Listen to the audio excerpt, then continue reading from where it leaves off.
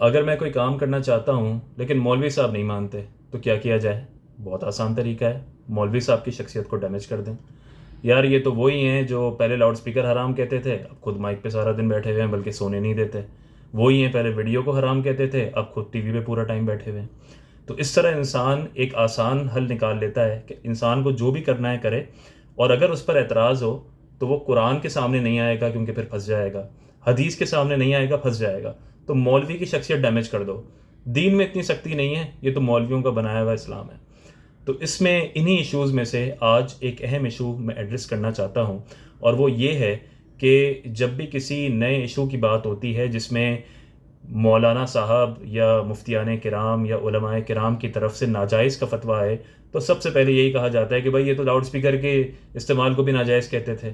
اس کا مطلب یہ ہوا کہ چونکہ وہاں پہ انہوں نے پہلے ناجائز کہا پھر جائز کہا، اس کا مطلب اب جو بھی نئی چیز آ رہی ہے جس کو یہ ناجائز کہہ رہے ہیں وہ جائز ہی ہے اور اس کو کرتے چلے جاؤ۔ حالانکہ کتنی ایسی چیزیں ہیں کہ جن کو پہلے بھی ناجائز کہا تھا اور وہ آج بھی ناجائز ہیں۔ تو آج کی اس ویڈیو کا مقصد بنانے کا مقصد یہ ہے کہ جب لاؤڈ سپیکر 125 سال پہلے آیا تو اسے ناجائز کہنے کی کیا وجوہات تھیں، وہ کون سے دلائل تھے، وہ کون سے اوپینینز تھے کہ جو اس وقت کے مفتیان کرام کے پیش نظر تھے، اور کن وجوہات کی بنا پر انہوں نے کہا کہ نہیں اس سے استعمال نہ کیا جائے، اس سے نماز فاسد ہو جائے گی، آپ نے نماز دوبارہ ادا کرنی ہوگی۔ ایسا نہیں تھا جس طرح ایک لبرل تصور دیتا ہے کہ مولانا صاحب جو ہیں وہ اس طرح کے ایک شخصیت ہیں کہ جو بھی نئی چیز آئے گی اسے منع کر دیں گے، تو ایسا نہیں تھا۔ تو چند دلائل میں آپ کے سامنے پیش کروں گا، یہ سارے نہیں ہیں بلکہ ان کا ایک خلاصہ ہے۔ اس میں سب سے پہلا اعتراض یہ تھا اس دور میں، اور یہ میں آپ کو تاریخ میں لے کے جا رہا ہوں، اس دور میں جو اعتراض تھا، میں یہ نہیں کہہ رہا کہ یہ دلائل صحیح ہیں کیونکہ اب تو سب لاؤڈ سپیکر کے جواز کے قائل ہیں، لیکن اس ویڈیو کا مقصد یہ سمجھنا ہے کہ اس دور میں اسے ناجائز کیوں کہا گیا۔ تو سب سے پہلی دلیل اس ویڈیو اس لاؤڈ سپیکر کے استعمال کو منع کرنے کی یہ تھی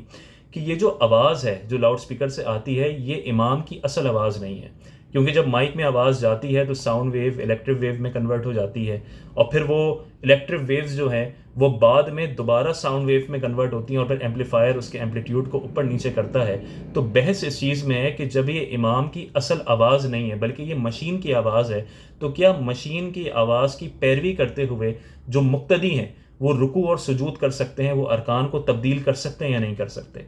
کیونکہ مسئلہ یہ تھا کہ فقہ میں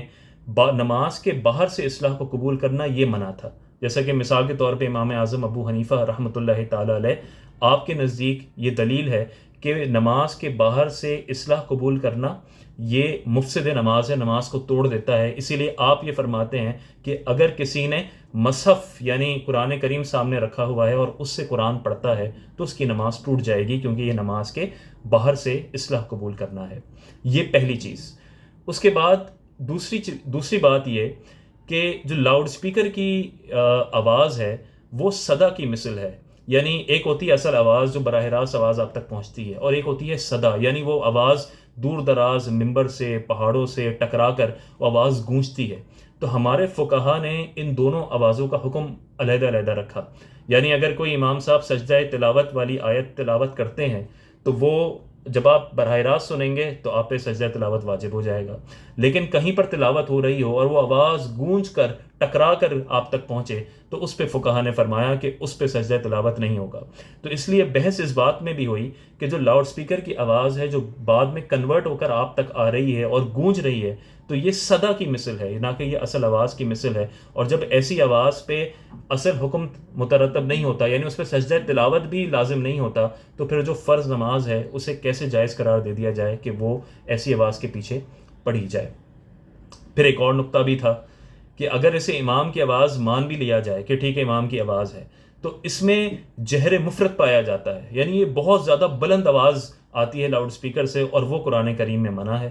جیسے کہ قرآن پاک میں ارشاد ہے وَلَا تَجْهَرْ بِصَلَاتِكَ وَلَا تُخَافِتْ بِهَا وَابْتَغِ بَيْنَ ذَلِكَ السَّبِيلَ، اور آپ نماز میں نہ بہت بلند آواز سے قرآن پڑھیں اور نہ بہت پست آواز سے، اور ان دونوں کے درمیان طریقہ اختیار کریں۔ یعنی نماز میں چیخ چیخ کر قرآن پڑھنا اور بہت زیادہ بلند آواز سے قرآن پڑھنا یہ جہر مفرط تھا، اور اس سے نماز فاسد ہو جاتی تھی۔ تو جب مائک پر آواز جاتی تھی امام کی تو لاؤڈ سپیکر کے ذریعے تو بہت ہی زیادہ آواز آتی تھی، تو اس میں ایک یہ بھی شبہ تھا کہ اگر یہ اس کے حکم میں آ گیا تو بھی نماز فاسد ہو جائے گی۔ پھر اس کے بعد جو ایک نقطہ یہ بھی آیا کہ جب یہ تحقیق سے ثابت نہیں، اس میں شبہ پیدا ہو گیا کہ یہ امام کی اصل آواز ہے یا نہیں ہے، تو اس اختلاف کی وجہ سے جو فرض عبادت ہے اس میں شبہ آ گیا، اور فساد عبادت کے شبے کو یقین کا درجہ دیا جاتا ہے. یعنی جب آپ کے پاس ڈاؤٹ آ جائے کہ میری فرض نماز ٹوٹ سکتی ہے، تو اس میں جو ہے یہ فساد عبادت ہو گیا، اور اس کے شبے کو یقین کا درجہ حاصل ہو جاتا ہے کہ آپ اس پر یقین کر لیں اور اس چیز کو چھوڑ دیں. بالکل اس طرح جس طرح فقہا نے 13 ذوالحجہ کو چونکہ شبہ تھا کہ قربانی جائز ہے یا ناجائز، تو اس پہ ناجائز کا فتویٰ دیا، تاکہ کیونکہ اس میں 13 ذی الحج کو قربانی ہونے میں شبہ تھا کہ ہوگی یا نہیں ہوگی، تو اگر جائز کہہ دیتے اور کوئی کرتا اور اس کی نہیں ہوتی تو اس سے بہتر یہ تھا کہ اس سے روک دیا کہ اس دن نہ کی جائے بلکہ پہلے 3 دن کر دی جائے.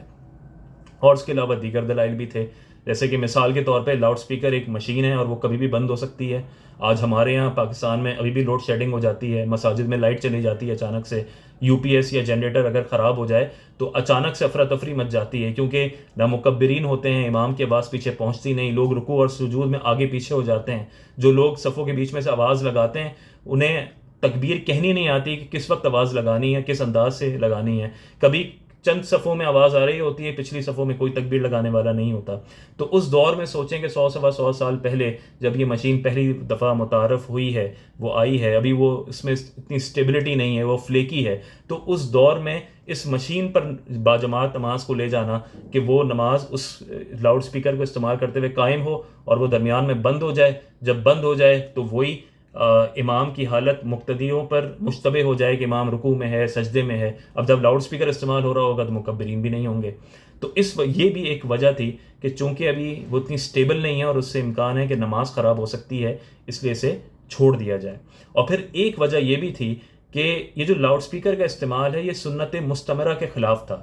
کیونکہ نبی پاک صلی اللہ علیہ وسلم کے دور سے لے کر لاؤڈ سپیکر کی ایجاد تک، یعنی یہ 1200-1300 سال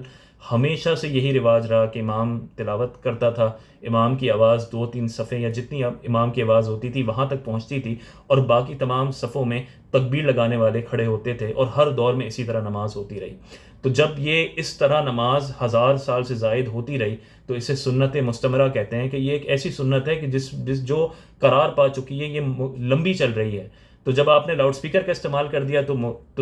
تکبیر کہنے والے ختم ہو گئے. وہ ایک طریقہ جو رائج تھا جماعت نماز میں، آپ نے اس طریقے کو چھوڑ دیا اور اس کے خلاف کر دیا، تو اس لیے بھی لاؤڈ سپیکر کو استعمال نہ کیا جائے. تو یہ تھے چند دلائل کہ جو اس وقت کے مفتیان کرام کے پیش نظر تھے. ایسا نہیں تھا کہ وہ کمرے میں بیٹھے ہوئے تھے اور انہوں نے کہا کہ چونکہ یہ انگریز لاؤڈ سپیکر لائے اس لیے ہم استعمال نہیں کریں گے، اسے ناجائز کا فتویٰ دے دو. ایسا بالکل بھی نہیں تھا، بلکہ ایک مفتی کے پیش نظر، ایک فقیہ کے پیش نظر سب سے پہلے قرآن و سنت ہوتا ہے، شریعت ہوتی ہے کہ کیا شریعت کی نگاہ میں یہ چیز جائز ہے یا ناجائز ہے، اس کے کیا ثمرات ہوں گے. تو اب سوال یہ پیدا ہوتا ہے کہ جب یہ اتنے دلائل تھے تو بعد میں کیوں جائز کہہ دیا گیا؟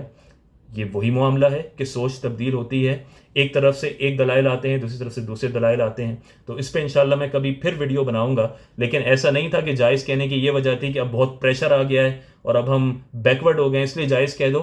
ورنہ اگر یہی معاملہ ہوتا تو کب کا سود کو جو ہے وہ جائز کہہ چکے ہوتے. لیکن سود ابھی تک ناجائز اور قیامت تک ناجائز رہے گا. تو اس کے پیچھے بھی دلائل تھے، جو دیگر فقہا تھے انہوں نے پھر دلائل قائم کیے کہ نہیں، یہ امام کی اصل آوازی ہے، یہ ان فلاں دلائل کے مخالف نہیں ہے، بلکہ یہ بالکل جائز ہے. ان دلائل پہ ہم پھر کبھی بات کریں گے. مقصد یہ ہے کہ آپ علماء کو ہلکا نہ جانیں، ان کی تحقیر نہ کریں، بلکہ یہ وہ ہستیاں ہیں کہ جن کی وجہ سے آج تک دین قائم ہے، ان کی عزت کریں. اور اگر آپ کو کبھی کوئی کہتا ہے کہ بھائی پہلے تو حرام تھا، تو صرف وہ بات نہ سن لیں بلکہ جا کے تحقیق کریں کہ اگر پہلے کسی چیز کو ناجائز کہا گیا تھا تو وہ کس وجہ سے کہا گیا تھا. انشاءاللہ دیگر ویڈیوز میں ہم اسی طرح کے پرابلمز ایڈریس کریں گے. السلام علیکم.